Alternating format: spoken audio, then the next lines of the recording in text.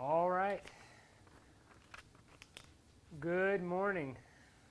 Good morning to those on the live stream. Good morning to those that are here. Despite the fact that it's cold, I'm drinking ice water. But it is cold. It's no coffee. Cole Smith's trying to even maybe sometimes. It was 29 at least when I woke up this morning. I think it's mid to high 30s now. But it was 29 when I woke up this morning. So very cold, very cold. Wind chill is negative 29? Yeah, the wind is not helping. That is for sure. And I don't have a lot of self-insulation, so I freeze very quickly. I'm that weird guy who'd rather it be 110 than 32. We are related. That's right. Okay. Well, it's. We're continuing our study in Exodus this morning. We are in Exodus 16 this morning is where we will be. And we're continuing going through the Bible, through the biblical story. And we went through Genesis. We've gone through about a little less than half of Exodus now.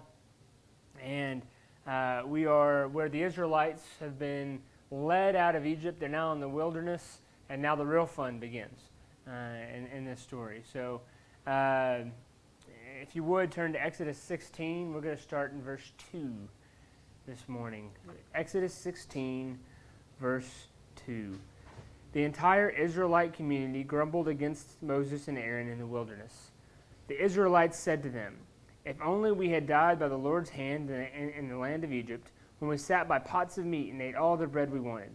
Instead, you brought us into the wilderness to make this whole assembly die of hunger."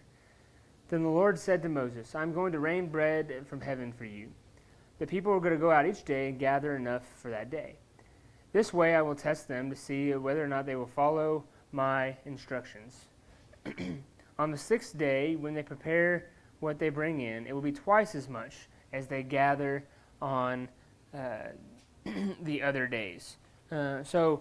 Important to see here. We see this, especially the first few verses, 2 and 3. We see the Israelites that come out into the wilderness. They've just seen a lot of amazing, mighty things. They've been led from bondage to freedom, and not too dissimilar from us, as freedom can be scary. And they are sitting here now complaining, grumbling, it says, because they don't have food. Slaves, right? Food was provided to them, right? And they kind of look back on this and they say, "If only we had died by the Lord's hand in Egypt, when we had sat by pots of meat and ate all the bread we wanted." You think that's a little bit of a far-fetched thought process for the Israelites as they look back on all the things that happened to them in slavery, and yet what they seem to remember is they were well-fed. They don't remember maybe the abuse, or they don't remember the fact that they didn't have their freedom, that they couldn't go get their own food. They had to eat whatever was provided to them. Whatever the case may be, they look back on their bondage with kind of a rose-colored glasses, if you will. They look back and they see what's behind them, and they go, "Oh, God, what are you doing?" They start complaining. Now, this sets a pattern that we'll see the Israelites do several times, really throughout history, but also throughout the wilderness journey. Excuse me. Everyone's eardrums just popped as I did that. But the joys of weather changing, for sure. Verses 2 and 3. So they complained against Moses and Aaron. They look back, and they're looking back at not what God has done for them, but rather the things they had before God acted. And if we're honest this morning, we can put ourselves in the shoes of the Israelites, and we do the same. Right? We see the new things that God is doing for us, the new doors God is opening, but yet we continue to look back at the old. And I'm guilty of this. We're all guilty of this. And sometimes we complain to God. God, I wanted you to do this, but I expected it to be at least as good as I had once had it. Not remembering all the negative things that maybe went on during those time periods of our lives, those wilderness of our lives as well. Right? So verse 4, then the Lord said to Moses, I'm going to rain bread from heaven for you. So what we see here this morning is that the Israelites complain, they grumble, they whine, they throw a fit, and what is God's reaction? Mercy. What's that? Mercy. Mercy, yeah. And mercy in the form of provision. He's providing for them. He's meeting their needs, even maybe some of their wants here this morning. As we look at this, he says, I'm going to rain bread from heaven for you. Now, I will say the word for bread here could also just be food, so I'm going to rain food from heaven for you. He's going to provide the food they need, sustenance. Right? And so the first thing we see this morning is that God is a provider. Right? Does anyone know the phrase, the Lord will provide? Does anyone know what the Jewish phrase for that would be? Does Debbie knows? Jehovah Jireh, that's right. God will provide, or the Lord will provide. So he's establishing himself as Jehovah Jireh here, as the one who provides. I'm going to rain bread from heaven for you. So previously, their food came from the Egyptians. Now they have to rely on God for their sustenance. Okay, and we're going to look at this a little bit closer here in just a second. So the people were to go out each day and gather enough for that day. So this is interesting. He didn't say, okay, here's what's going to happen. You're going to be wandering for the next 40 years. I'm going to set up a meal train, and we're going to get you guys loaded up. What would you like? Spaghetti, steak? No, he says, I'm going to provide for you day by day by day. They're going to go out each day and gather enough for that day. They're not going to gather enough for a week. They're not going to gather enough for a month. They're not going to gather enough for the next 40 years. They're going to gather enough for the day. Right? It kind of gives us a little insight into what it means for God to provide. Right? We often say, hey, God, provision would be giving me something that takes care of me and my family for generations to come, right? Which would be nice. But it may actually just be that your next meal is planned, right? As is the case for the Israelites here. This way I will test them to see whether or not they will follow my instructions. But here's something that comes with it, right? Say, okay, here's what they're going to do. They're going to go out each morning. The sustenance, the bread, it's manna. We're going to look what that actually is in a second. And go out, you're going to collect that, okay, and you're going to come back in. And it's only going to be enough for that day. And we're going to see that they're not even going to be able to follow those instructions, okay? And again, we're going to see ourselves in that. So I will test them to see whether or not they will follow my instructions. On the sixth day, when they prepare what they bring in, it will be twice as much as they gather on other days. What's the reason for that? Not going to gather on the Sabbath. Rest on Sunday. Not gather on the Sabbath. It'd be Saturday, I guess. Sunday's the beginning of our weeks, and so we celebrate on Sunday for the day that Christ rose and whatnot. But yes, it would be what we have. We celebrated Sunday today. They're Saturday. So on the sixth day, when they prepare what they bring in, it will be twice as much as they gather on the other day. So he's telling them, look, you're not going to work on the Sabbath day. We're actually going to talk, there's some pretty cool imagery here. We're going to get into it in just a second. But it will be twice as much as they gather on other days, which means he's going to provide for 2 days on the sixth day, right? Sixth day of every week. So we see that God is a provider, okay? But we also see that his provision comes with some instructions. Right? There's some. Look, I'm going to provide this for you, but if you're going to get this, this is what it comes with. Okay? And they're pretty simple instructions, right? You collect enough for that day, that's it. Okay? Hold those dots. So if we look a little further in the story, he starts to provide manna in the mornings and quail in the evenings. Okay? And so this is just a few verses ahead. It's Exodus 16. We're going to be in verse 13 now. So at evening, quail came and covered the camp. In the morning, there was a layer of dew all around the camp. When the layer of dew evaporated, there were fine flakes on the desert surface, as fine as the frost of the ground. When the Israelites saw it, they asked one another, "What is it?" Because they did not know what it was. Moses told them, "It is the bread the Lord has given you to eat. This is what the Lord has commanded. Gather as much of it as each person needs to eat. You may take 2 quarts per individual, according to the number of people each of you has in his tent." So the Israelites did this. Some gathered a lot, some a little. When they measured it by quarts, the person who had gathered a lot had no surplus, and the person who had gathered a little had no shortage.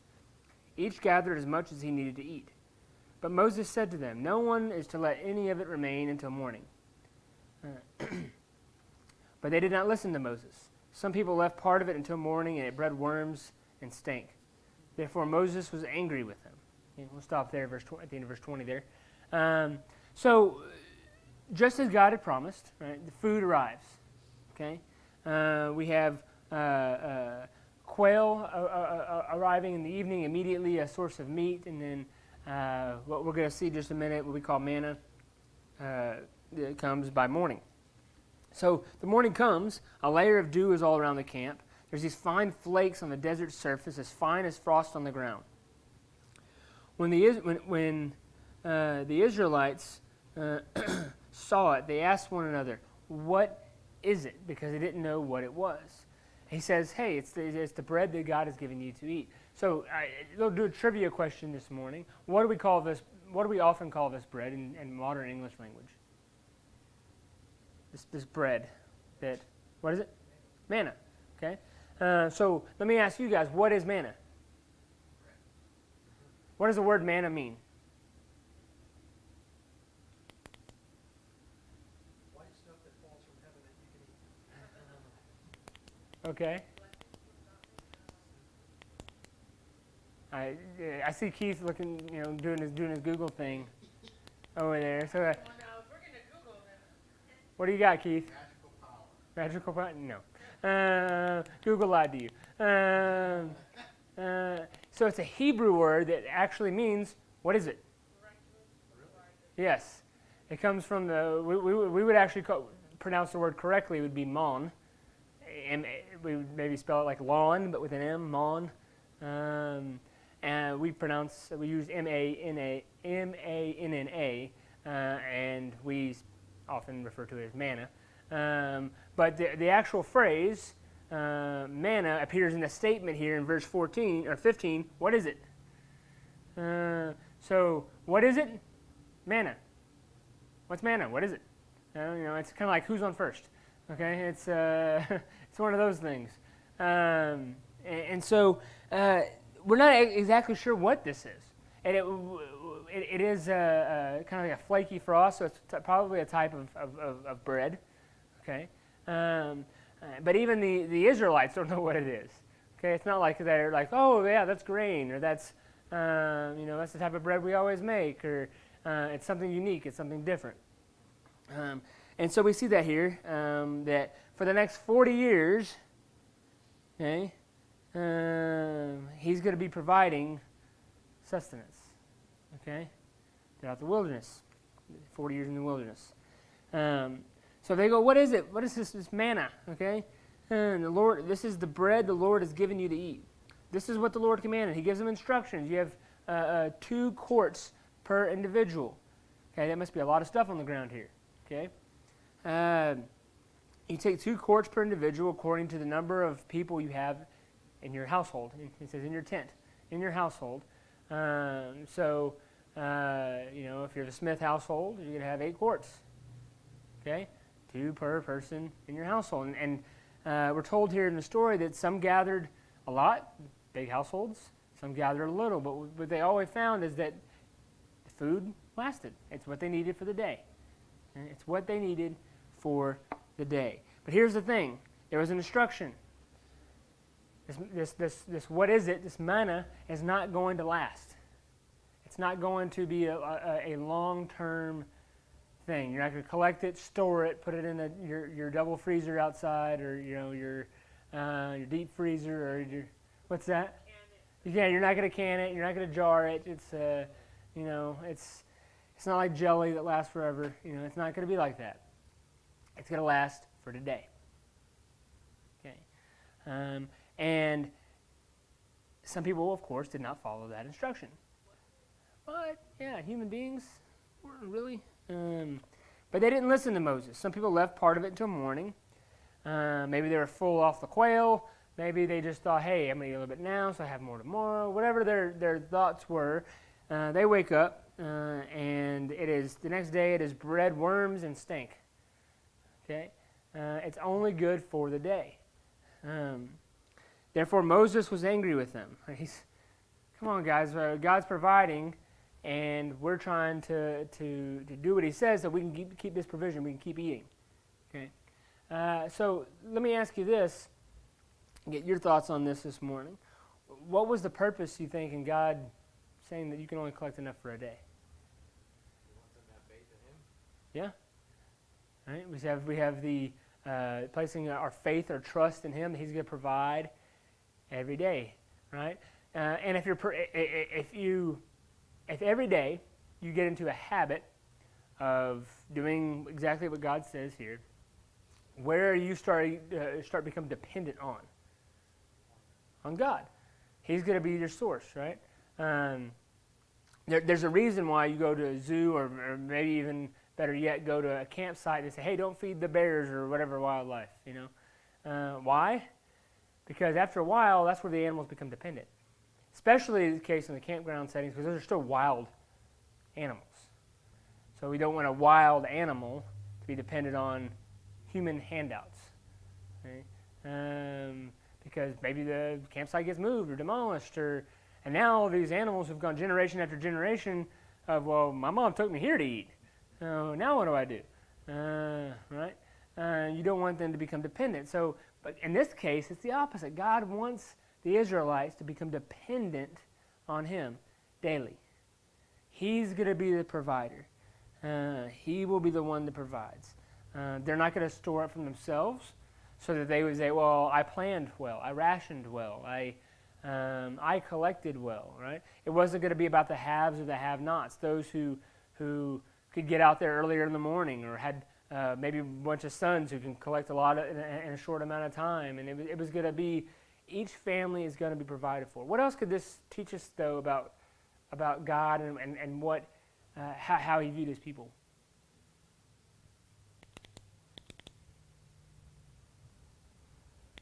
Did he value, say, Moses and his family more? They get more.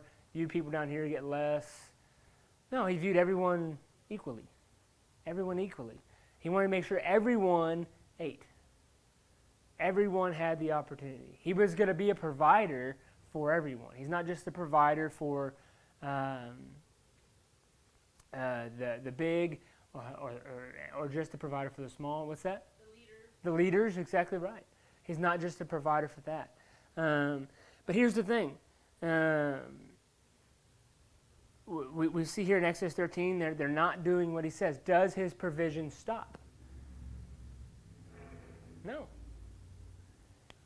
We know there's more to the story of Exodus, so we know his provision doesn't stop. If you stop feeding them, they wandered for 7 years and they all died at the end. And close the Bible. But that's not what happened. That's not what happened. And so, despite his people's failings, despite them not following instruction, despite all of these things, his provision doesn't stop. So what else does this tell us about his provision?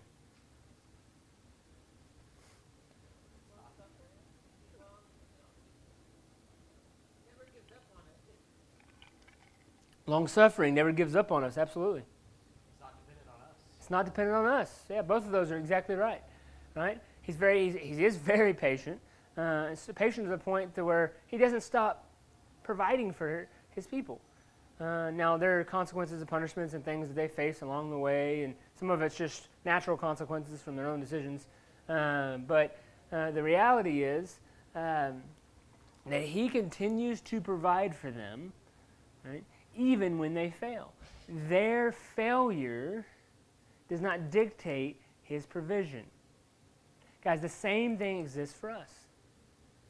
Our failure does not dictate God's provision in our lives.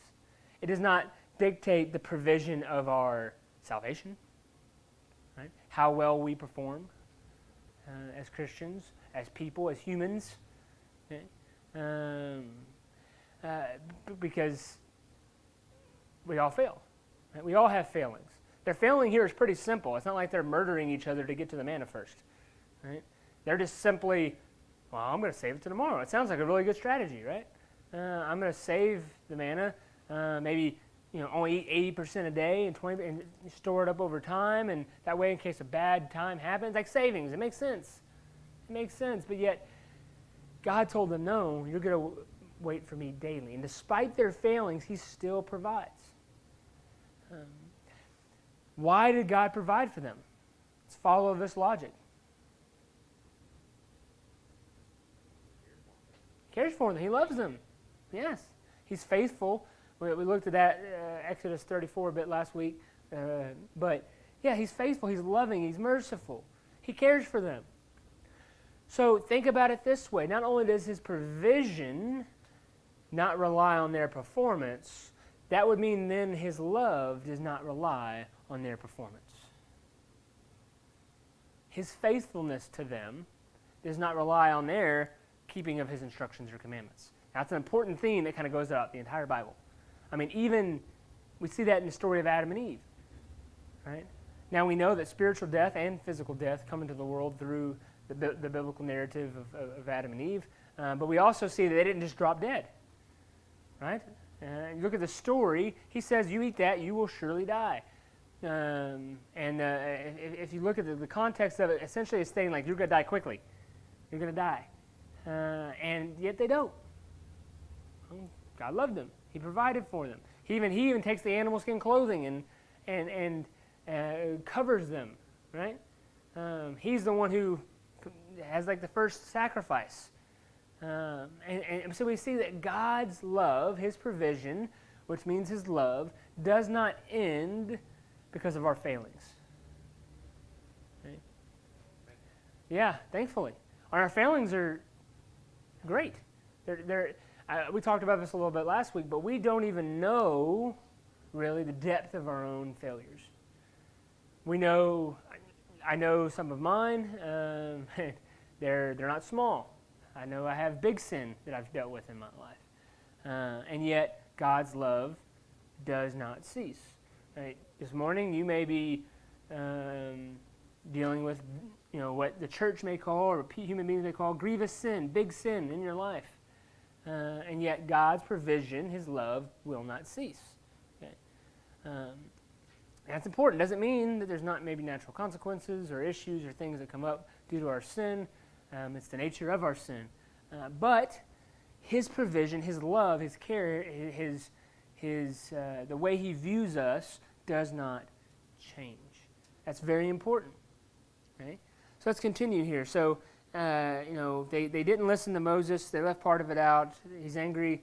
And yet, even further on, verse 27, yet on the seventh day, some people went out to gather, but they did not find any. Okay? Well, I know that there was a lot given to me on the sixth day, but I ate all that. Right? I'm hungry now. Yeah. Exactly right.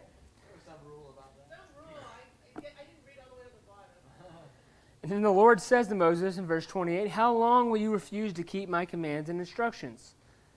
Understand that the Lord has given you the Sabbath. Therefore, on the sixth day, He will give you 2 days' worth of bread.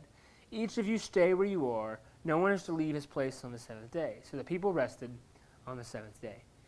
So God gives this kind of this reprimand, if you will. It's like, look, how long is this going to happen? Now, this is interesting because this is actually prior to the law being introduced.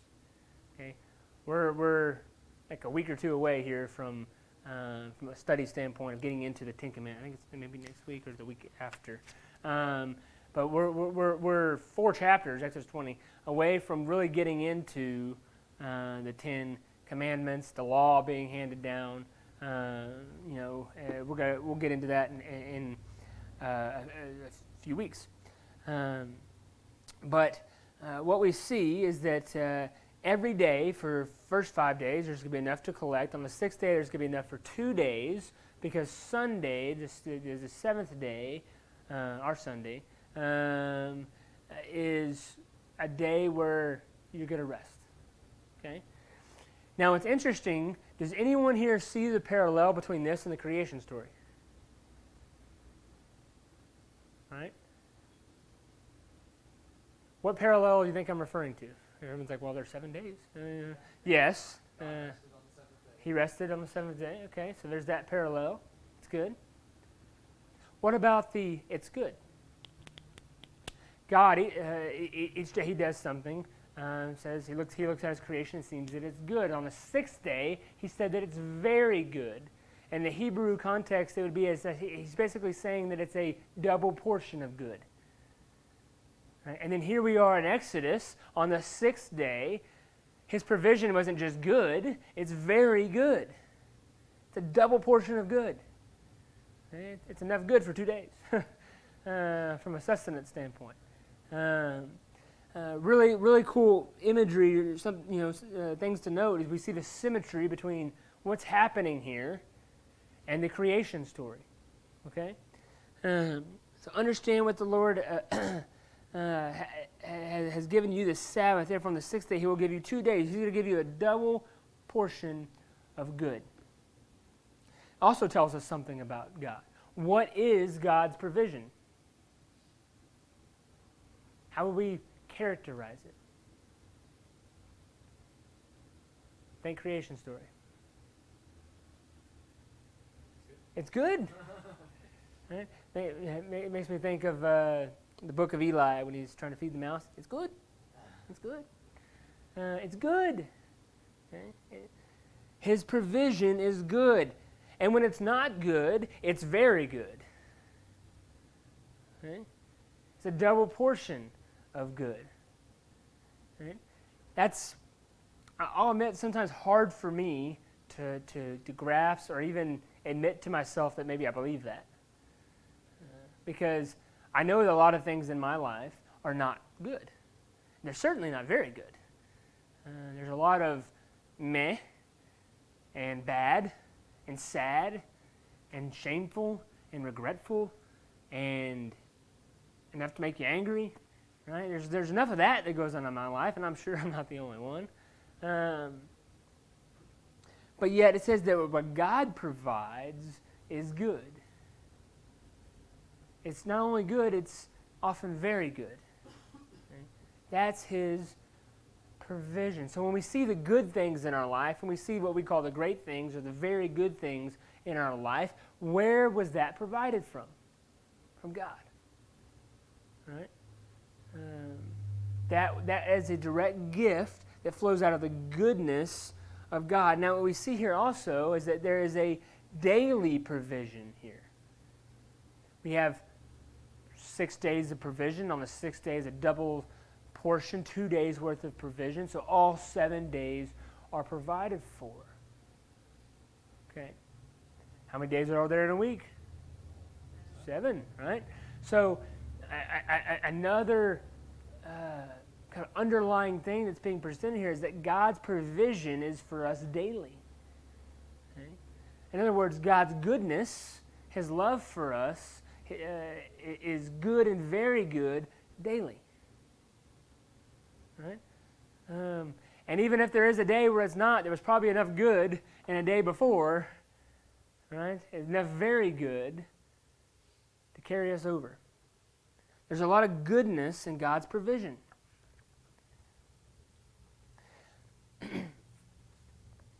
So the people are to understand all of this. In fact, we see that he says, look, 6 days you're going to collect and work, 7th day you're going to rest, so you're going to really get to sit in God's goodness.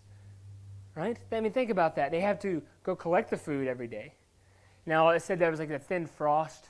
Kind of, I can only imagine that that's not, it's on the surface of the sand, the desert. Like, I can't imagine this is an easy process. It's not like you're just like, okay, scoop it all up, eat it. No, you're probably like, okay, there's sand, there's dirt. I think that's a bug. That's how do we get this apart? What do we do here? And yet, on day 7, they get to just rest in the fact that they have enough. They don't have to go do it. They did the work Saturday. Okay? They did the work Saturday. There's enough. Today they can just rest in the fact that God provided for them.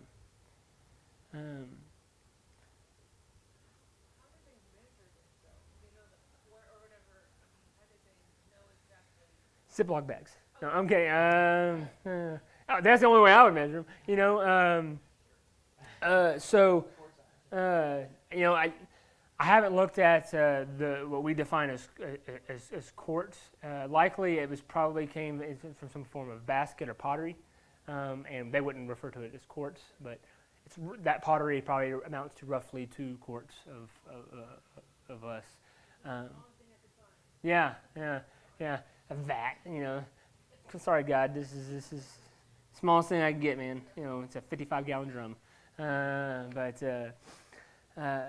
So we see his provision here is not only in the sustenance that they provided, or that was provided to them, but also in the rest that they got. Okay. If we're honest, there's a lot of reasons why what rest is important, and I can get into, again, we say that the Bible is a unified story that leads to Jesus. It's a story that projects to Jesus, leads to Jesus. We see that rest is probably something that culminates in Jesus, and that's a whole thing we can get into another time. But what we see here is still a good practice, the understanding to just rest in God's provision. Hard to do, right? We spend all of our days trying to run around, make something of ourselves in our lives. Kind of they call it the rat race. The on the spinning wheel that doesn't go anywhere. That's right. You got it. You're running. You're working hard. You're running hard. At the most, you may get that water bottle at the end, right? But you don't actually get anywhere. And excuse me. What we see here is that their progress came from God's provision. And then they could rest in that progress. So let's continue on. Let's go to Exodus 17. Also going to start in verse 2. The Lord's provision is gracious to us. Would be the next point here. We see that God provided. We see that God provided despite the people's failings. But now they go from complaining to failing to demanding. And we see God's provision is still gracious to them. Verse 2. So the people complained to Moses, "Give us water to drink." It's like, dude, it's a desert. I'm tired of eating cactus to get my water, whatever. Give us water to drink. And Moses says, "Why are you complaining to me? Why are you testing the Lord?" Like, in other words, haven't you already seen? So they went from, okay, we complained, God provided. So now what do we have? We have a sense of entitlement. We have okay, now I'm going to demand. Again, I hope that we can all see ourselves in this story. Not just go, oh, those Israelites. Psh, what's wrong with them? After you saw all these amazing things, why are you demanding this? Because that's what we do as human beings. They said, we are thirsty. Give us water to drink. Why are you testing the Lord? Moses replies to them. But the people thirsted there for water and grumbled against Moses. They said, "Why did you ever bring us up from Egypt to kill us and our children and our livestock with thirst?" Israelites, they love to play this card. And this is the third time, I think, already that we've read since the time they left Egypt. They're like, let's go back. We'd be alive there. I mean, we'd be slaves, but we would be alive. We're dying of thirst here. Why did you ever bring us up from Egypt to kill us and our children and our livestock with thirst? Then Moses cried out to the Lord, what should I do with these people? In a little while they will stone me. Moses is like, I don't know, like, I need help here. I need help here. The Lord answered Moses, verse 5, go on ahead of the people and take some of the elders of Israel with you. Take the staff you struck the Nile with in your hand and go. I'm going to stand there in front of you on the rock of Horeb. When you hit the rock, water will come out and the people will drink. Okay? Moses, we see Moses does this in the sight of the elders. He names the place after, is the Lord among us or not? In other words, like, are you going to keep doubting God or is he going to provide, right? And so let's back up. Moses comes to God and God says, hey, this is what you're going to do. I want you to take the staff you struck the Nile with in your hand and go and stand in front of the rock at Horeb. Now, let's back up. He took his staff and he touched the Nile, or struck the Nile with it. What happened when that happened? When Moses struck the Nile River, 10 plagues of Egypt.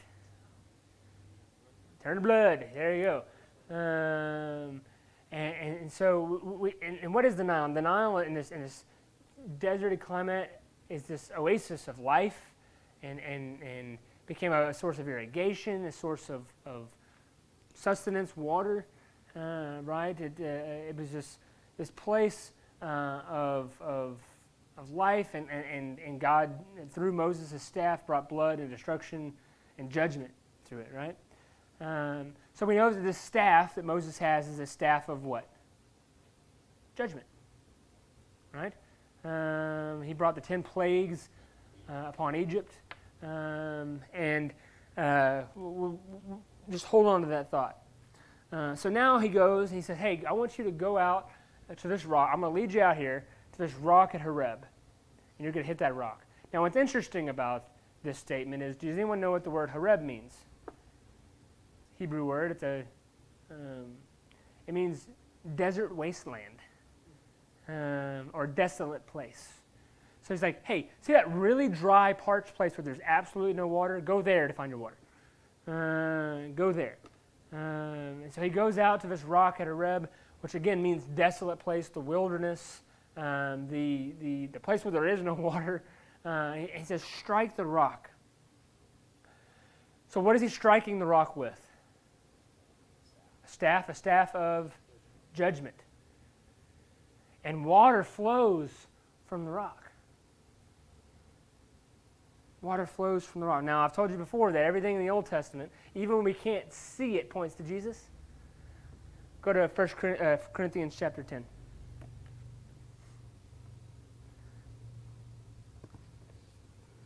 Let's see, 1 Corinthians chapter 10.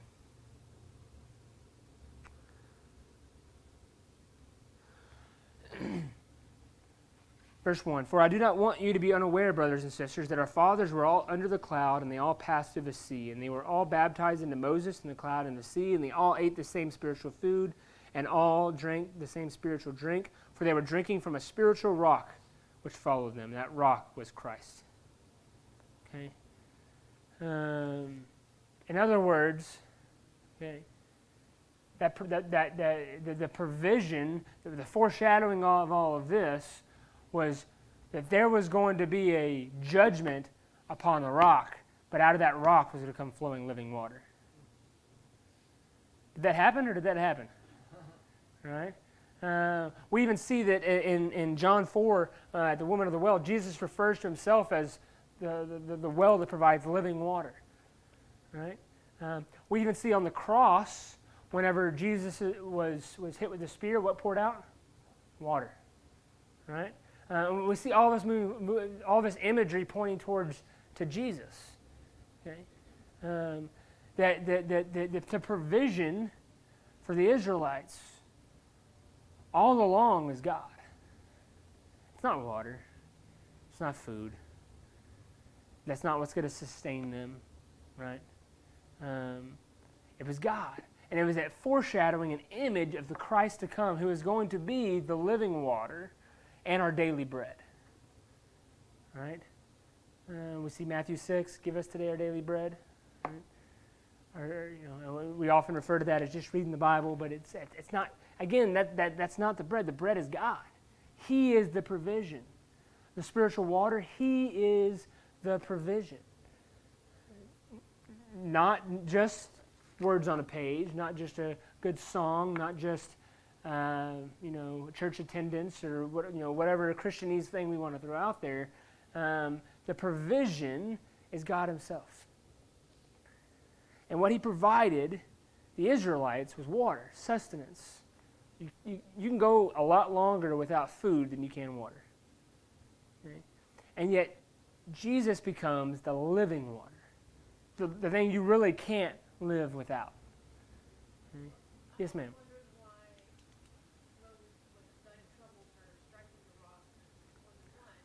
Later on, yes.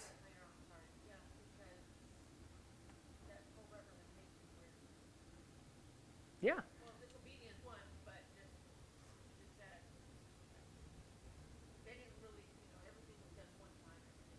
Right.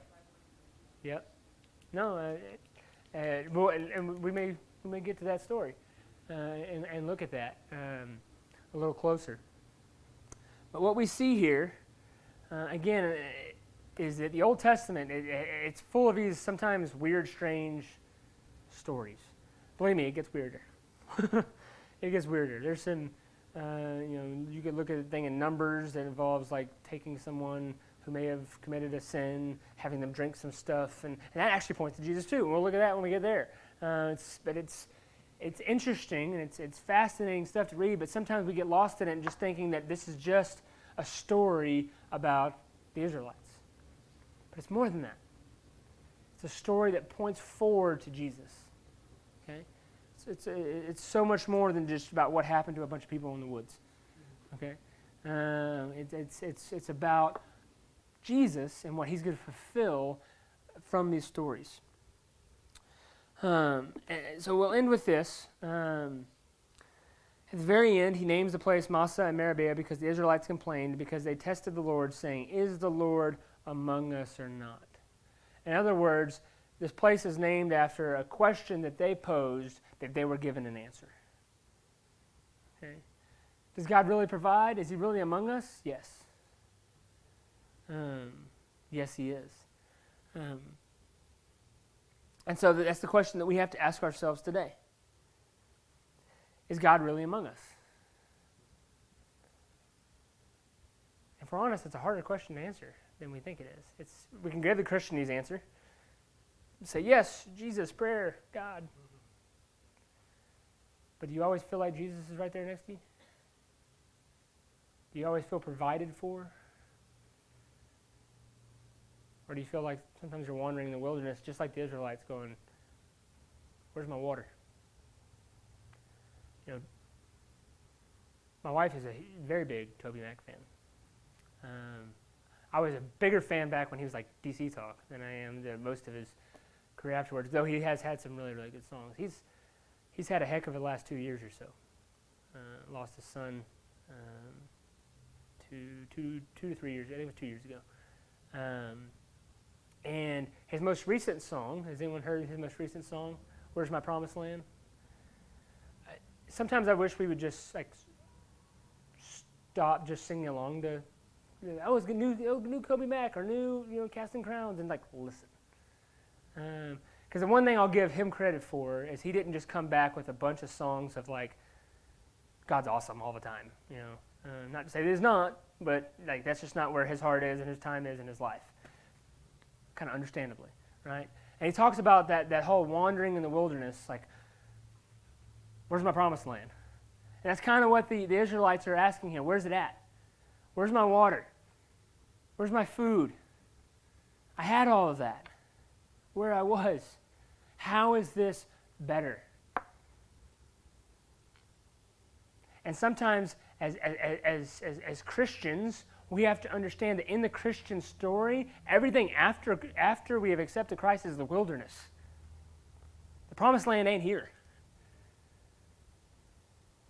So we are right now in the midst of wandering in the wilderness. And right now maybe you are closer to the oasis than you are the middle of the desert, to Horeb. Some of you are sitting on that rock in Horeb going, I'm thirsty, I'm hungry, I'm tired, I'm sick and tired of being sick and tired. Right? You have all of those things. But I think we have to take an honest look, and I'll end with this thought right here. This honest look is that our bondage was sin, right? Our bondage was our enslavement to sin. We've been freed from that, but the promised land isn't here. So if we're honest, the rest of his life, which is what Toby's kind of talking about in his song, it's the wilderness. And yeah, sometimes we walk through and it's like shades of Eden. It feels like things are great and wonderful. And other times, we're beating the heck out of a rock that we were told to speak to, right? Because we're thirsty and we're hungry. And so what this story tells us and reminds us of is that as we go through this wilderness, which is the rest of our lives, this journey, Jehovah Jireh, God is the provider. You can work hard and get a lot and lose it the next day. Right? You can do nothing and win the lottery. I mean, it's God who provides. His provision is daily for multiple reasons. One, we're not promised tomorrow. We're not promised tomorrow. But two, it teaches us a dependency on him and not on ourselves. Because when we build a house ourselves, it's typically a house of cards. And I've had it happen in my own life. Those cards come down. They come down. Any other thoughts, questions, comments?